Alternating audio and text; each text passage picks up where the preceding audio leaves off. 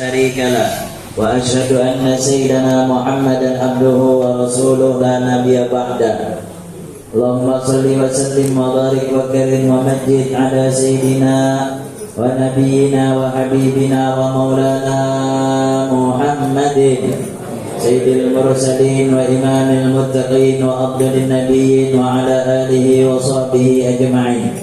أما بعد فقد قال الله سبحانه وتعالى في كتابه الكريم أعوذ بالله من الشيطان الرجيم بسم الله الرحمن الرحيم سبحان الذي أسرى بعبده ليلا من المسجد الحرام إلى المسجد الأقصى الذي باركنا حوله لنريه من آياتنا إنه هو السميع البصير. وقال أيضا سبحانك لا علم لنا إلا ما علمتنا إنك أنت العليم الحكيم لا حول ولا قوة إلا بالله العلي العظيم. وقال رسول الله صلى الله عليه وسلم الصلاة عماد الدين ومن أقامها فقد أقام الدين ومن تركها فقد هدم الدين أو كما قال النبي صلى الله عليه وسلم. صدق الله العظيم وصدق رسول النبي الكريم وهو أصدق القائلين. Sama-sama kita memuliakan dan kita hormati Bapak Kepala Sekolah SMA 2 Negeri Kumai, dan mudah-mudahan beliau senantiasa diberikan kesehatan oleh Allah Subhanahu wa taala. Dan juga yang sama-sama kita hormati seluruh dewan guru yang saya tidak bisa sebutkan nama sampean satu persatu, Pak, ya, karena dua alasan. Pertama, yang memang tak tahu nama. Kedua, waktu sampean tasmiyah kemarin tidak ngundang saya. Juga, namun di sini alhamdulillah teman seperjuangan yang sama-sama kita hormati, kita muliakan guru agama di sini, yaitu Bapak Al-Mukarram Al-Ustadz Firmanuddin. Doakan beliau mudah-mudahan sehat panjang umur, ditambahkan rezeki, ditambahkan istri, amin. Juga yang sama-sama saya cintai, sayangi adik-adik penerus generasi bangsa yang insya Allah generasi-generasi yang nanti membawa bangsa ini menjadi bangsa yang diridhoi oleh Allah.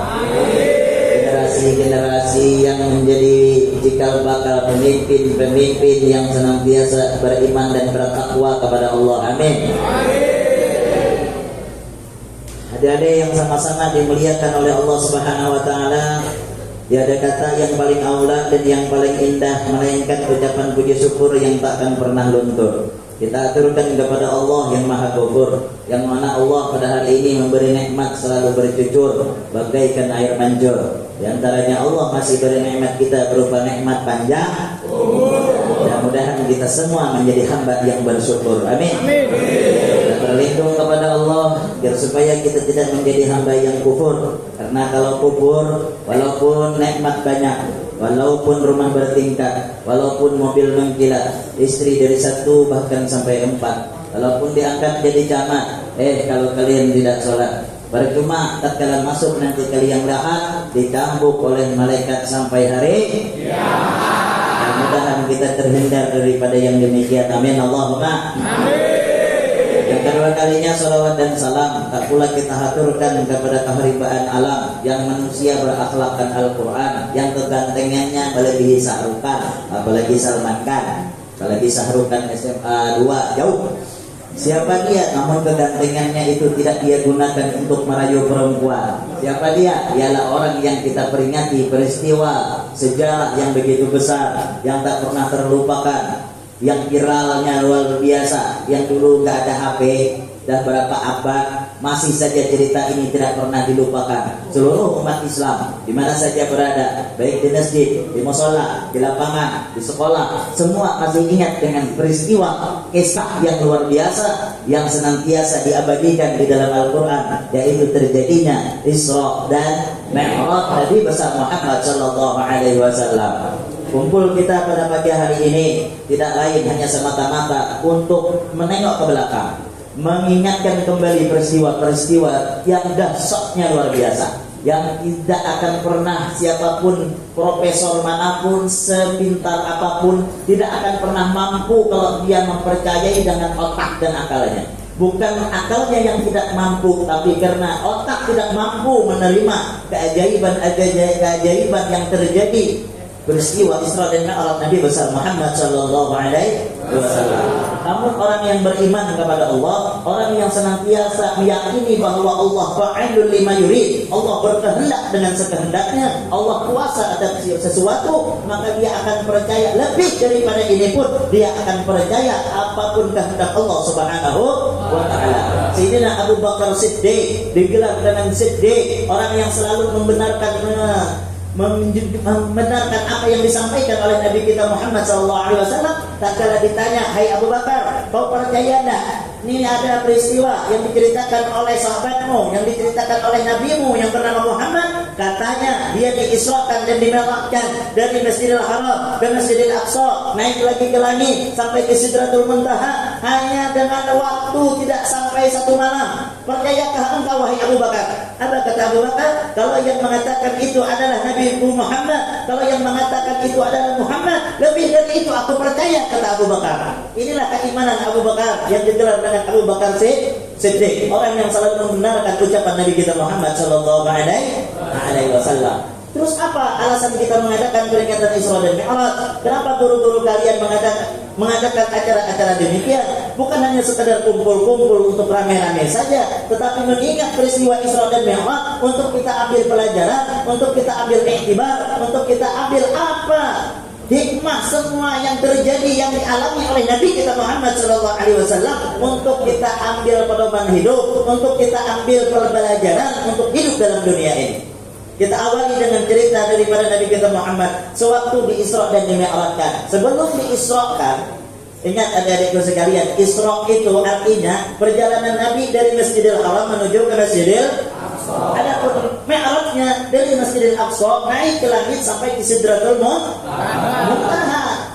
Sewaktu sebelum di-Israkan Nabi kita Muhammad, ketika itu Nabi kita Muhammad berbaring dengan 2 orang laki-laki. Nabi kita Muhammad di tengah, samping kanannya ada paman beliau, samping kirinya ada sepupu beliau, yang mana Sayyidina Jibril diperintahkan oleh Allah Subhanahu wa taala, turun dari Jibril, ambil kekasihku Muhammad, aku ingin berjumpa kepada kekasihku Habibuna Muhammad sallallahu alaihi wasallam. Setelah turun Sayyidina Jibril dan malaikat Mikail, dilihat berbaring 3 orang ini penuh dengan cahaya, bercahaya. Lalu Jibril alaihi salam agak kebingungan juga, yang mana Muhammad?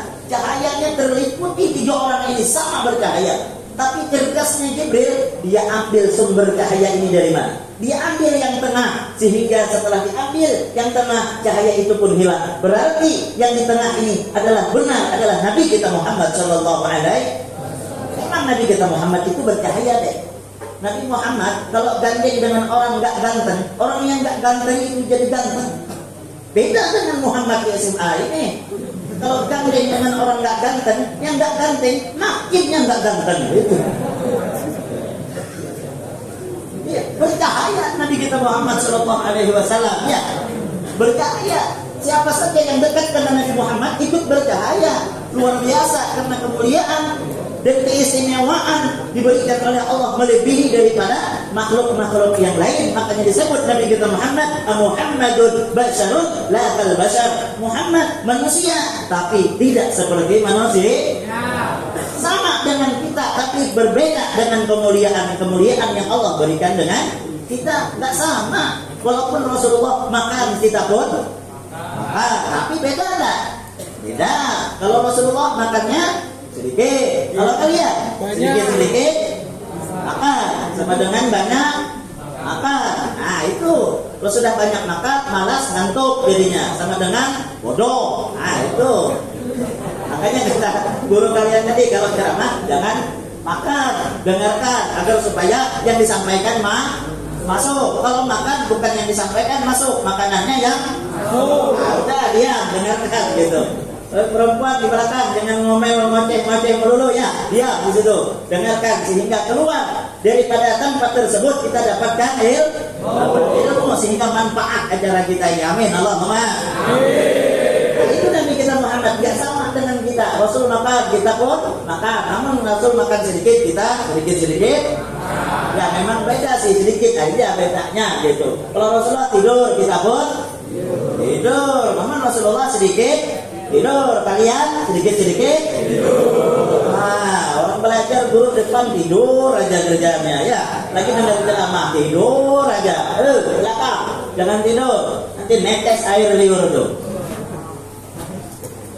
Ada yang sama-sama dimuliakan oleh Allah Subhanahu wa taala. Ini kata Ustaz Firman tadi ceramahnya sampai selesai ceritanya ini. Biasanya 2 jam ini ya. Tahan. Ya, 2 jam ini ya. Tahan, maka boleh ada yang keluar nih. Lalu Nabi kita Muhammad SAW diambil, hilang cahaya tersebut. Nah, Nabi kita Muhammad bercahaya. Diajak dibawa ke mana Nabi kita Muhammad? Dibawa ke samping sumur Zam-Zam. Dibawa ke samping sumur Zam-Zam. Untuk apa? Dibedah dada Nabi kita Muhammad SAW. Dan seberatin nahrihi ila asfali batni, dari tenggorokan sampai pusatnya Nabi kita Muhammad dibedah oleh Jibril. Ya jangan mikirin dibius nggak Ustaz, pakai gunting nggak Ustaz, yang enggak itu mah yang operasi Jibril. Tahu Jibril? Tahu. Kenal Jibril? Di mana kenalnya? Jibril yang mimpin, malaikat yang mimpin. Dibedah. Setelah bedah, Fastakhraja qalbuhu, dikeluarkan hati Nabi kita Muhammad SAW, dicuci dengan air Zam-Zam. Berapa kali? Dengan 3 kali cucian, dibersihkan Tuhan. Sama teman kita itu akibat pelajaran yang harus kita ambil juga. Hidup dalam dunia ini kalau ingin nyaman, ingin tenang, ingin bahagia, bersihkan hati. Jangan sampai kotor hati. Dengan guru hati harus bersih. Jangan iktiraf. Tahu iktiraf? Selalu jahat sangka, selalu merasa meremehkan gurunya karena kotornya hati. Jangan sampai. Kalaulah kalian remehkan guru kalian, walaupun kalian itu pintar, walaupun kalian itu berprestasi, tapi kalau kalian remehkan guru, tidak punya adab, tidak punya akhlak, tidak takzim, tidak hormat, demi Allah, ilmu yang kalian dapatkan tidak akan manfaat dunia dan akhirat. Walaupun pintar. Makanya tidak sekarang ini kepintaran bukan menjadi modal pertama, tetapi kepintaran bagus, tetapi harus dihiasi dengan akhlak yang baik.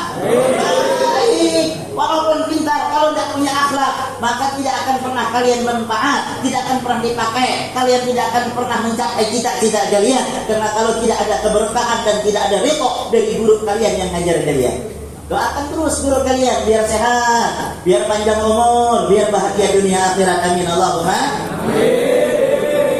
Dibersihkan itu hati Nabi kita Muhammad SAW. Setelah dibersihkan, diisi dengan apa?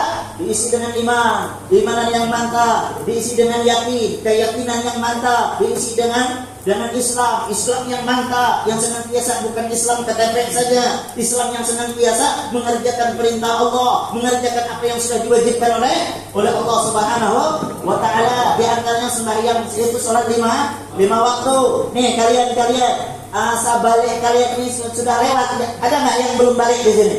Tidak ada kan? Semua sudah balik anak-anak SMA. Sudah ada kewajiban, sudah diwajibkan oleh Allah. Tidak dosa besar kalau kalian meninggalkan salat. Dosa besar bagi kalian meninggalkan salat yang telah diwajibkan oleh Allah Subhanahu wa taala. Diisi dengan ilmu. Nah, ini pentingnya ambil pelajaran. Nabi kita Muhammad SAW sebelum berjumpa dengan Allah pun diisi dengan ilmu. Kalian saat ini senantiasa masa-masa belajar untuk menyongsong di masa tua kalian harus dimodali dan dipangkali dengan ilmu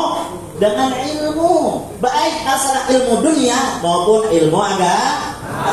Dua-duanya harus seimbang. Kita pun selalu doa kita pun mau seimbang. Rabbana atina fid dunya wa fil akhirati hasanah wa qina.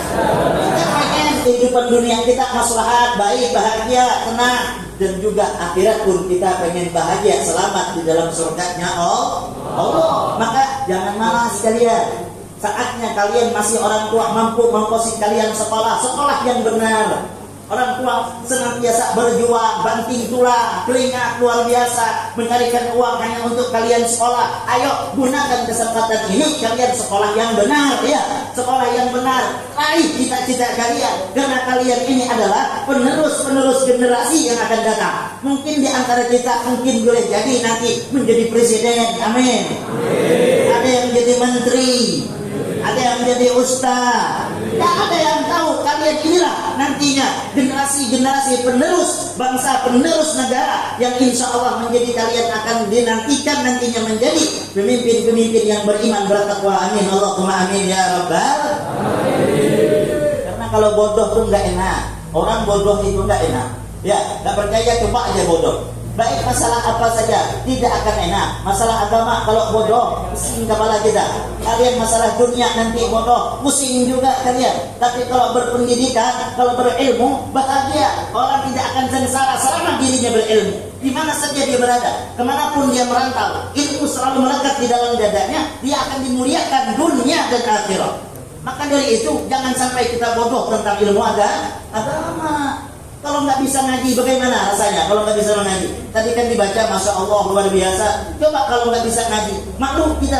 Sekurang-kurangnya kita harus bisa baca Al-Quran, harus paham, harus ngerti, bisa ngaji. Kayak Ustaz Firman ngajinya, masya Allah luar biasa. Diundang beliau kadang-kadang di mana-mana, luar biasa. Coba kalau nggak bisa ngaji, baca surah misalnya kuliah ayyuhal kafirun aja nggak hafal. Qul huwallahu ahad aja mungkin satu-satu surahnya yang hafal. Jadi imam nanti tatkala kalian beristri, diketawakan istri, baca rakaat pertama Ustaz Firman Qul huwallahu dibagi dua dengan rakaat kedua. Qul huwallahu ahad, Allahu samad, Allahu akbar. Rakaat kedua nyambung lam yalid wa lam yulad wa lam yakul lahu kufuwan ahad. Malu kita sebagai umat Islam. Masa Qul huwallahu dibagi dua?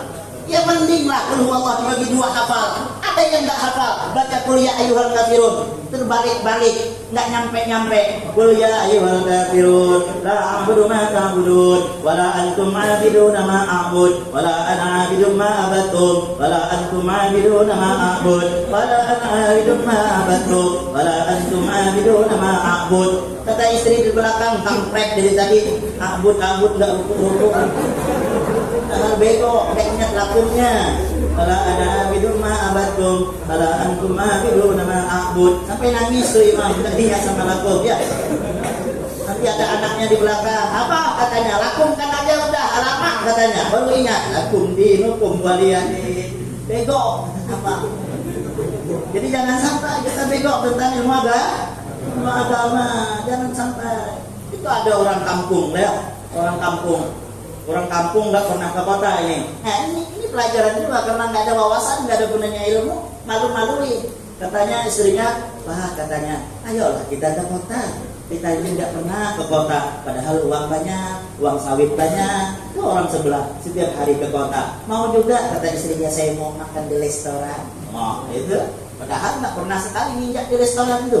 Pas ke kota, dia lihat restorannya, sama-sama bingung. Istrinya bego, suaminya bodoh, ya sama lah gitu kan. Dilihat di restoran ada tulisan kan, artinya oven, artinya buka, oven tulisan. Ingat istrinya orang bego, kok besar kali oven di sini katanya. Kalau oven kita di kampung cuma masak kue katanya. Aduh, kata istrinya, jangan masuk bang, gosong kalau masuk di situ. Nah, kata suaminya, kita lihat aja dulu, ada nggak orang masuk katanya. Adalah orang Cina mau masuk, jangan katanya, nanti sampai gosong. Ngapain kata Cina, bego kamu, masuklah dia restoran tuh, ditungguin. Pas Cina masuk, yang keluar orang negro, di tangan, katanya, aku bilang gosong kan katanya. Malu-maluin nggak? Ya malu, karena bodoh. Terus kata istrinya dilihat lagi, bang katanya, nampaknya tidak apa-apa masuk ke dalam, bang katanya. Mungkin oven kita di kampung untuk masak kue panas, mungkin di sini dingin katanya. Ya sudah kata suami, masuklah kita, masuk dia itu, bingung, tolak. Ini orang nggak pernah masuk kan pakai AC. Memang benar kata Mudek, kata suaminya, oven orang kota dingin katanya. Duduk dia, bingung. Langsung datang orang pelayan, bawa itu menu makanan. Bingung lah dia, lihat nggak ada makanan kampung, bahasa Inggris semua di situ kan. Ya ada lemon teh, mana lah dia tahu. Apa nih dek katanya lemon teh gitu. Mana gue tahu kata istrinya. Aduh katanya, lihatnya. Terus bang katanya, kita pesan apa ini katanya. Aduh kita baca aja katanya. Dibaca, ada itu kayak bahasa apa gitu. Ya udah ini aja katanya. Setelah itu dipesan, alhamdulillah keluar. Kalau bahasa orang Kalimantan itu Ustaz acar, Ustaz. Apa itu kata sini? Sama ya. Acar timun itu loh. Keluar. Padahal kata istrinya bilang suami, "Bang," katanya, "kalau ini di kampung banyak, Bang," katanya. "Kok keluar acara timun," katanya. "Saya mau makan di sini, mau makan enak," katanya. Kata suaminya, "Dah, yang sudah makanlah deh, malu nanti kita," katanya. Dimakan itu acar, habis 2 mangkok dimakan. Terus suami istrinya lihat kiri kanan ada orang luar negeri, makanannya makan roti. Kata istrinya, "Bang, saya mau ke kota tuh, mau makan itu," katanya. "Makan mana?" kata suaminya. "Itu, roti itu," katanya. "Itu makan apa ya namanya?" katanya. Kata suaminya, "Malulah dek, nanti saya nanya apa namanya." Dibilang roti, nanti bukan namanya di sini, kata suaminya. Kata istrinya, "Ya tunggu dulu, boleh itu makan. Kalau dia mau nambah, apa namanya?" katanya kan. Ya sudah, setelah itu ditunggu, kebetulan itu orang boleh nambah. Apa katanya? "Pelayan," katanya. "More," katanya kan. Arti mau nambah lagi. Datanglah roti lah. Namanya dia makan roti. Kata suaminya, "Saya sudah tahu deh namanya." "Apa?" kata suaminya. "Katanya tadi more." Manggil lah dia, "Pelayan, more 2," katanya. Namanya dia makan acar. Yang dikasih orang acar lagi 2 mangkok. Itu cerita orang yang tidak punya pendidikan itu, dek, ya kalian, orang yang tidak punya pendidikan akan sengsara hidupnya, malu-maluin kadang di tengah masyarakat. Maka dari itu jangan sampai kalian itu tertinggal dengan pendidikan ilmu agama dan pendidikan-pendidikan yang lainnya. Jangan sampai, masih ada kesempatan, kalian jangan sampai merusak masa depan kalian, terutama perempuan. Jangan pacaran, bahaya nanti. Kalau mobil sama mobil, kalau ketabrak penyoknya ke belakang. Kalau kalian tabrakan sama laki-laki, itu penyoknya ke depan. Putus nanti harapan kalian. Kesian orang tua, putus masa depan. Apa yang kalian harapkan? Lulusan SMA, mau kerja apa? Paling jadi karyawan toko. Kalau cuma sekedar jadi karyawan toko, nggak usah sekolah dari awal. Cukup ngangkat barang aja bisa. Jangan sampai kalian harus bertekad yang kuat. Aku harus selesai dan sampai ke pendidikan akhir. Aku bisa membahagiakan, aku bisa menyenyumkan orang tuaku nantinya. Makanya jangan pacar-pacaran, jangan suka tertipu dengan rayuan laki-laki ya. Laki-laki ini bohong semua. Betul nggak? Apalagi yang suka ngerayu, orang kobra itu. Laki-laki yang suka ngerayu tuh berdusta. "Wahai adek," katanya, "kau ini cantik luar biasa. Kalau dari jauh aku memandang, aku masuk ke dalam dunia khayalan, dek. Suatu hari aku nggak lihat wajahmu, aku terasa hidupku hampa. Kau bagaikan bulan purnama bersinar 14. Padahal perempuannya hitam."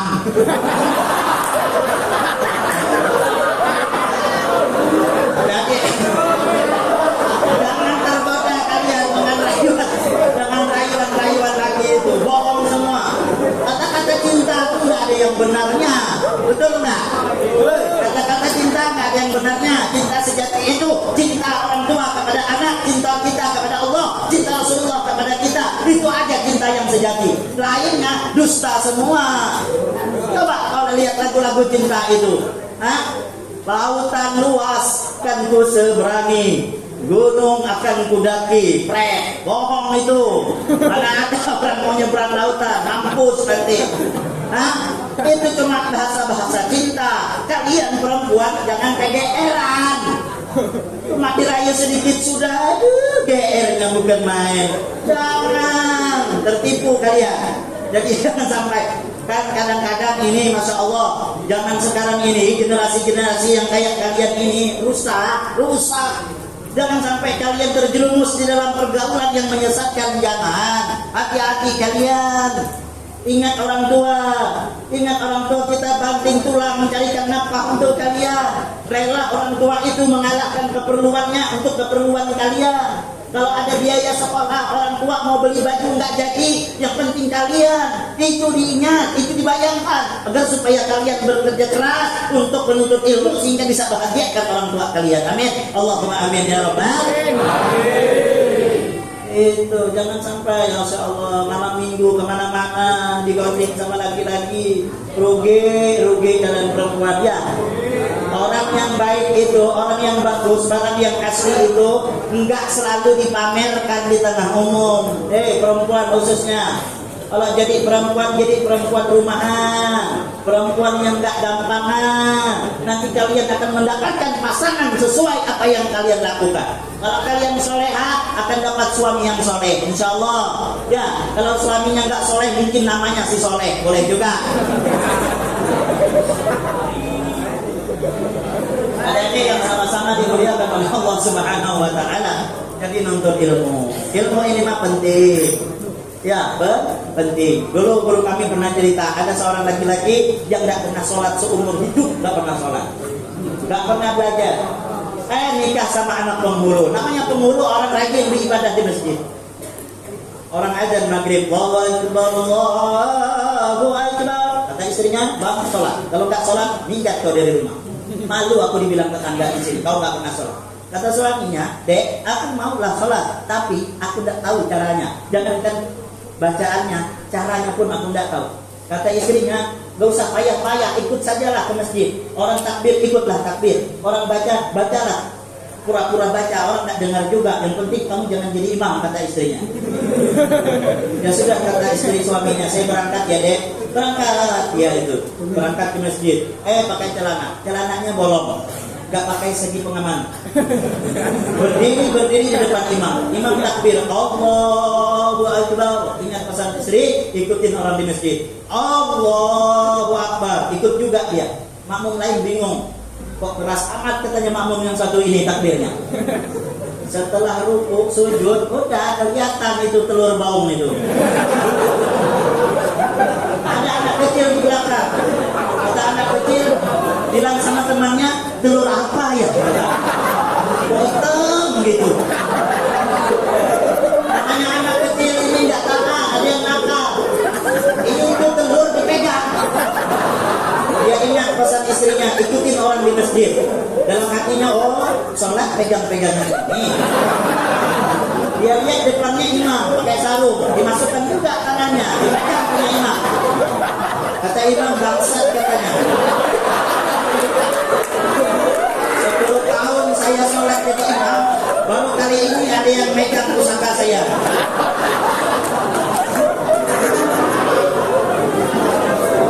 Itu imam enggak tahan, geli, nendang, ditendang itu seorang laki-laki.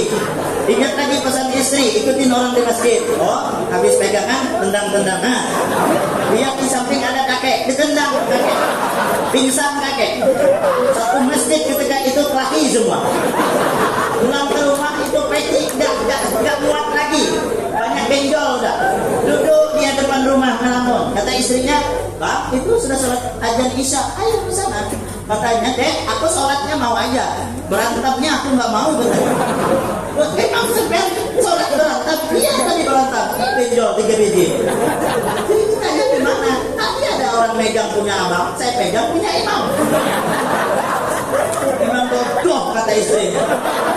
Ya salah siapa kamu mau sama suami bodoh katanya. Nah ini kalau sudah tidak mempunyai pendidikan ini bahayanya. Acau satu kampung, rusak satu masjid gara-gara orang bego. Makanya jangan bego. Nanti kalau bego tuanya nyesal loh. Kalau kalian tidak bersungguh-sungguh saat ini, nyesal kalian. Saat ini kalian bersungguh-sungguh. Karena ada pepatah apa katanya? Belajar di waktu kecil bagaikan melukir di atas batu. Belajar di waktu tua bagaikan melukir di atas batu. Sebentar-sebentar lupa kalau udah tua itu. Bentar-bentar lupa. Kalau lagi kecil sudah belajar sampai tua kita akan ingat ilmu yang pernah yang kita tuntut. Karena itu sudah dipastikan orang belajar di waktu kecil bagaikan melukis di atas tuh. Kalau udah tua itu lupa terus. Itu ada cerita itu. Istrinya kemarahan, suaminya pelupaan. Sedikit-sedikit lupa.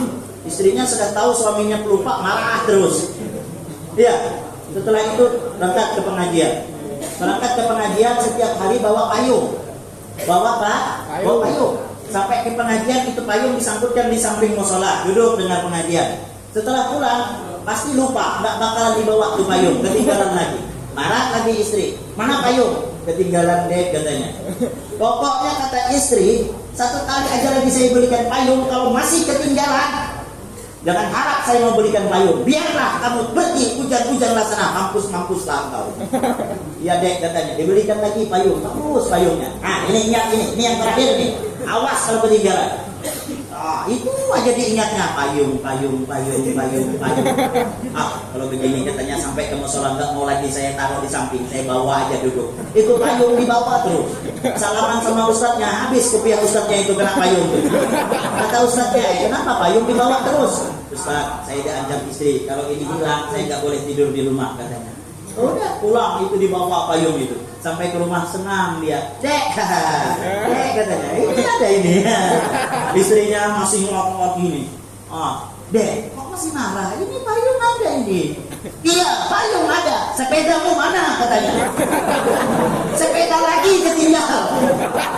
Itu lupa kalau udah tua tuh. Jadi jangan sampai kalian masa tua penuh dengan penyesalan. Jadi tuntut ilmu agama. Lagi tentang ilmu agama, talabul ilmi fardhatun 'ala kulli muslimin wa muslimatin. Menuntut ilmu diperlukan, diwajibkan baik muslim laki-laki maupun muslim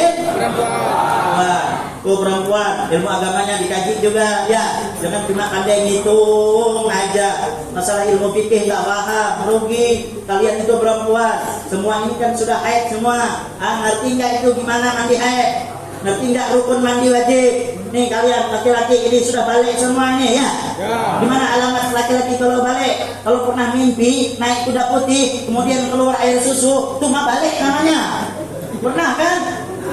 Pernah ya, nggak usah diceritain ya.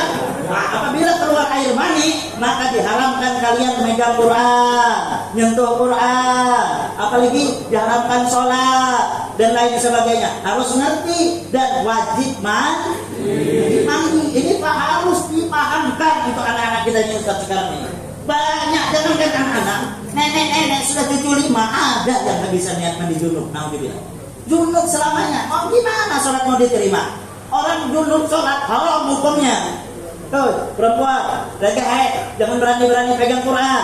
Lagi haid, nggak boleh sholat. Kalian mandi haidnya gimana? Bagaimana hukumnya? Bagaimana rukunnya? Bagaimana niatnya? Kalian tanyakan dengan guru-guru agama kalian yang ada di sini. Tidak usah malu, Ustaz. Gimana ini kalau mandi junubnya? Niat yang benar gimana? Rukunnya gimana? Wajib mengatakan seluruh air ke seluruh tubuh. Lubang-lubang kita harus nyampe airnya. Jangan sempat sekedar mandi begitu saja. Niatnya harus kalian tahu, harus bisa bedakan mana niat, mana lafaz. Mana lafaz, mana niat. Niat itu letaknya dalam hati. Kalau yang nawaitu raf'al hadasin akbari an jami'il badani fardhu ta'ala, itu lafaz, niatnya dalam hati harus dibaca. Sengaja ku mandi hadas besar untuk sekalian tubuhku fardu karena Allah Ta'ala, dibaca di hati, itulah niat. Jangan sampai tidak tahu perbedaan lafaz dan niat, harus diajarkan agar supaya kalian itu bukan paham masalah ilmu umum saja, tapi paham tentang ilmu agama tidak melarang kita mau jadi apa, mau jadi menteri, mau jadi sarjana, mau jadi presiden, mau jadi apa, silakan, tetapi harus ada modal ilmu agama yang ada di dalam diri kita agar supaya selamat dunia dan akhirat. Jadi jangan betok kita. Banyak orang tak paham tentang niat mandi junub ini. Ayo tuh perempuan, kalian akan menjadi bakal menjadi seorang ibu. Kalian harus didik anak kalian. Bahkan perempuan ibu pada sekolahan Madrasatul Ula, sekolahan yang pertama bagi anak-anak kalian itu adalah ibu di dalam rumah tangga. Maka kalian harus menyiapkan bekal, nanti harus punya ilmu yang mana kalian akan mendidik anak-anak kalian. Sama, kalian juga yang laki-laki, kalian akan menjadi pemimpin dalam rumah tangga. Kalian akan diancam nanti di hadapan Allah. Kita akan disidang di hadapan Allah. Allah sudah mengatakan dalam Al-Quran, ya ayyuhalladzina amanu qu anfusakum wa ahlikum nar. Hai orang-orang beriman, jaga dirimu, keluargamu, anak dan istrimu daripada siksa api neraka. Kalau kita buta tentang agama, bagaimana kita mengarahkan anak kita di jalan Allah? Kalau ibu-ibu, kalau adik-adik sekalian yang perempuan buta tentang agama, bagaimana nantinya kalian mendidik anak kalian di jalan Allah Subhanahu wa Ta'ala? Itu harus dipikirkan, harus paham agar supaya kita ini manfaat hidup kita dunia dan akhirat. Jangan sampai kita buta tentang ilmu agama. Bagaimana sholatnya, bagaimana wudhunya, fikih yang itu setiap hari pasti terjadi dengan kita. Bagaimana cara istinjanya, itu harus kita pelajari. Nah, Nabi kita Muhammad SAW di diisi dengan ilmu, kemudian Allah Subhanahu wa taala perintahkan Jibril untuk membawa Nabi kita Muhammad sallallahu alaihi wasallam. Berangkat Nabi kita Muhammad pakai kendaraan apa? Ada yang tahu? Pakai buruk ini seekor binatang yang diambil Jibril dari surga. Diceritakan Jibril alaihi salam ke surga mau milih buruk yang cocok untuk membawa Nabi kita Muhammad. Di saking banyak buruk itu, yang lain gemuk, seger, bahagia, cuman ada satu buruk yang kurus, gak terawat, yang dia cuma merenung, galau. Pokoknya galau tingkat dewa dia. Kata Jibril, buruk, temanmu sana bahagia, teman kamu di sana semua mereka bahagia. Kok kamu galau, ada apa? Apa kata buruk? Aku memikirkan seseorang.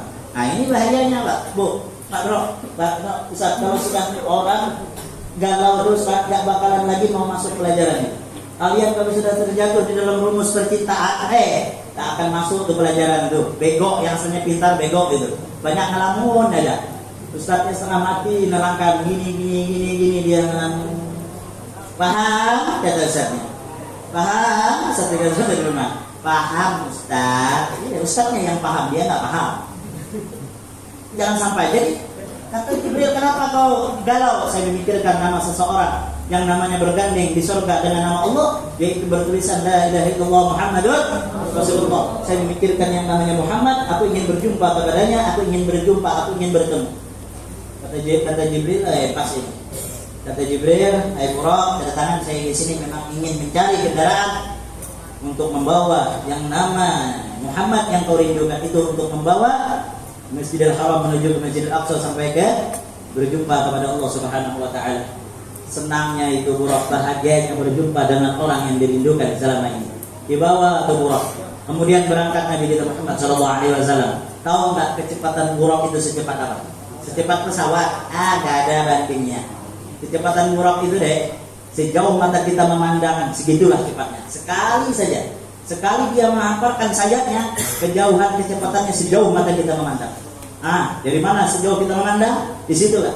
Kalau pesawat, mana ada ya lama kita lihat dia naik. Lama. Kalau Buraq, sekali dia menghamparkan sayapnya, sejauh mata memandang itu kecepatan. Berangkat dia mengendarai Buraq. Kemudian sampailah ke Masjidil Aqsa. Setelah sampai ke Masjidil Aqsa, apa kata Jibril alaihi salam? Ya Muhammad, di sini kumpul ruh-ruh nabi-nabi yang terdahulu. Nabi Adam, Nabi Idris, Nabi Sulaiman, semua nabi kumpul. Apa kata Jibril? Muhammad, engkau yang menjadi imam, kau jadi pemimpin. Ini menandakan orang menjadi pemimpin bukan diukur dengan usianya. Walaupun muda, tapi dia memang cocok dan pantas diangkat menjadi pemimpin sesuai dengan ilmunya, ialah menjadi pemimpin. Nabi kita Muhammad unggul dari nabi-nabi yang lain. Nabi kita Muhammad diistimewakan daripada nabi-nabi yang lain. Beruntung, bersyukur kita menjadi umat Nabi kita Muhammad sallallahu alaihi wasallam. Bahkan dikatakan diharamkan umat yang lain sebelum pertama kali yang memasuki surga adalah umat Nabi kita Muhammad sallallahu alaihi wasallam, yaitu kita ini. Mudah-mudahan kita masuk surga bersama Nabi kita Muhammad sallallahu alaihi wasallam. Jadi jadi imam. Jadi muda jadi imam. Jadi kalau ada orang udah tua, kalau kalian ini sudah tua, gigi tinggal satu, ada yang muda, bagus suaranya, jangan egois, jangan malu. Harus kita jadi imam, jangan, harus sadar diri. Kalau kita sudah tua, ada yang muda, udah yang muda jadi imam. Itu namanya adab, itu namanya akhlak. Yang tua udah baca doa saja ya, gitu. Jangan sampai jadi cerita guru kami ada dulu orang tua kalau dia nggak jadi imam, pulang dia, marah dia. Pokoknya harus dia jadi imam. Ada satu ketika orang adzan di musala, Allahu Akbar. Kata nenek itu, cepatlah sana. Nanti keburu komat dulu orang jadi imam marah-marah lagi katanya. Enggak, kata kakek, itu biasanya yang adzan dia baca sholawat lama katanya. Yang adzan bukan biasanya orang biasanya, yang adzan orang baru. Setelah adzan langsung dia baca Subhanallahal azim min kulli hidmin azim. Kata kakek, pulang ajar, kata kakek, siapa yang adzan nih? Itu lari kakek, baju belum dipakai lagi. Dia pakai itu Ustaz baju di jalan. Kemudian dia ke tempat wudu, langsung dia wudu. Kebetulan kakek itu pakai gigi palsu satu set. Kalau dia berwudu, giginya itu biasanya dilepasnya dulu. Dia lepas itu gigi, dia wudu mau ngejar imam. Gilanya di belakang ada juga kakek-kakek belakang wudu juga sama, giginya gigi palsu juga. Dilepas tuh gigi, ditaruh juga di situ. Karena mau buru-buru yang mau jadi imam, ngambil punya teman sebelah. Namanya gigi punya teman, emangnya masuk. Dia pasang-pasang, nggak masuk. Katanya, aduh gila, kenapa ini nggak masuk-masuk, katanya gigi. Sampai jadi imam, apa yang terjadi? Gigi temannya agak besar. Udah, bacaannya nggak jelas. Orang Allahu Akbar, dia Allahu Akbar, katanya. Itu gara-gara mau jadi imam, gila jadi imam. Udah, kalau udah tua nanti, kalau dia muda, yang muda aja disuruh. Kalau dia memang pantas menjadi imam. Nabi kita Muhammad jadi imam. Setelah Nabi kita Muhammad jadi imam, saatnya ke Sidratul Muntaha, dibawa berjumpa kepada Allah Subhanahu. Sebelum diberangkatkan, Nabi kita Muhammad SAW disiapkan 3 gelas air. Yang pertama air putih, yang kedua air susu, yang ketiga air arak. Apa kata Jibril? Ya Muhammad, pilih salah satu dari yang 3. Setelah itu dipilih Nabi kita Muhammad susu. Susu. Diminum Nabi kita Muhammad. Apa kata Jibril? Shadaqta ya Muhammad. Betul pilihanmu ya Muhammad. Andaikan kau pilih air putih ya Muhammad, maka niscaya umat engkau nantinya di akhir zaman tenggelam dengan perkara-perkara dunia. Semua cari uang aja, nggak ada yang mau sekolah. Sedangkan kau tak memilih air putih saja. Akhir zaman ini banyak orang hanya sekedar pikirannya dunia. Andai kata kau pilih arak ya Muhammad, maka semua akhir zaman seluruh umat engkau mabuk semuanya. Tidak ada lagi yang duduk seperti ini, tidak ada yang sekolah. Kalian mabuk, ustaz yang mabuk semuanya. Untuk Nabi kita Muhammad tidak pilih arak. Kalau enggak ustaznya pun mabuk juga. Sedangkan tak memilih arak saja, kata Jibril, banyak umat-umat Nabi kita Muhammad, banyak saudara-saudara kita yang di luar sana, yang mereka salah pergaulan, yang mereka senantiasa memakai narkoba dan lain sebagainya. Na'udzubillah na'udzubillah. Hati-hati kalian, hati-hati bergaul, hati-hati berteman, hati-hati memilih teman. Jangan sampai kalian terjerumus di dalam lembah kesesatan. Hati-hati. Setelah itu kata Jibril, namun sayang ya Muhammad, tidak kau habiskan air susu tersebut. Kau tinggal seperempat. Andai kau habiskan ya Muhammad, maka satu pun umat engkau tidak ada masuk ke dalam neraka. Karena kau tinggal seperempat, maka seperempat inilah sebahagian umat engkau akan masuk ke dalam neraka, menemani iblis laknatullahi alaihi.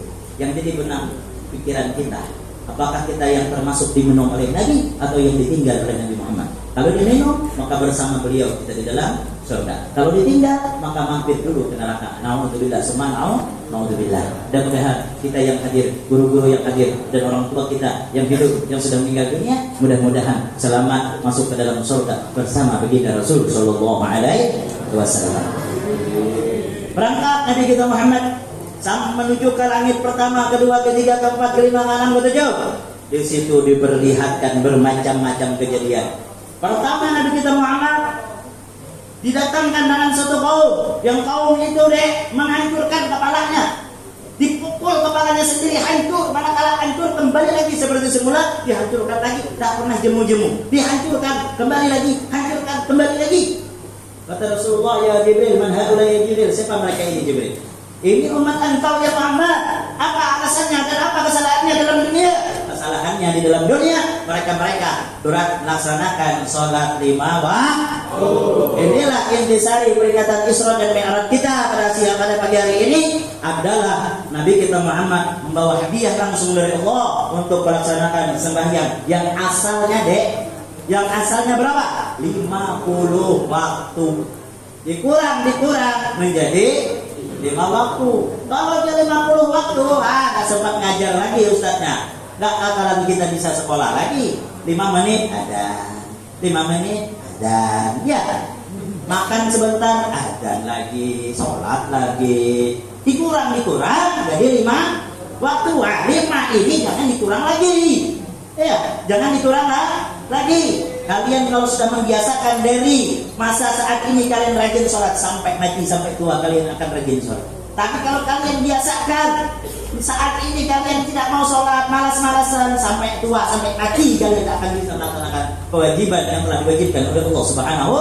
wa taala. Jangan mimpi rumah tangga kalian akan bahagia. Jangan mimpi anak kalian menjadi anak yang soleh dan soleha kalau kalian meninggalkan sholat. Dan adabnya dihancurkan kepala ini sendiri, manakala hancur kembali lagi seperti semula. Naudzubillah subhanahu naudzubillah. Maka dari itu pada pagi hari ini mudah-mudahan Allah Subhanahu wa taala bukakan hati kalian, bukakan hati kita semua agar supaya kita bisa melaksanakan sholat 5 waktu, meminta berdoa kepada Allah sehingga apapun cita-cita kalian kalau tanpa didasari dengan berdoa sujud kepada Allah tidak akan pernah sampai cita-cita kalian.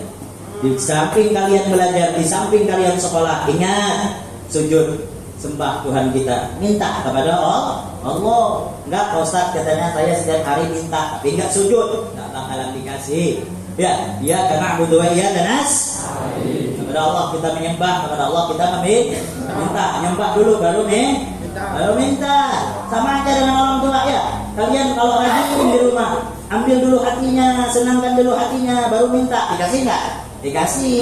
Tapi kalau enggak pandai ngambil hati orang tua, bikin orang tua emosi terus, bikin orang tua marah, mau minta, jangan harapan mau dikasih sama orang tua. Sama juga dengan Allah, sujud dulu kepada Allah, istighfar kepada Allah, minta kepada Allah, maka Allah nanti Allah akan kasih jalan, maka Allah akan berikan kalian kemudahan dalam menuntut ilmu, Allah akan berikan kemudahan untuk meraih, menggapai cita-cita kalian nanti. Amin. Allahumma amin ya rabbal alamin.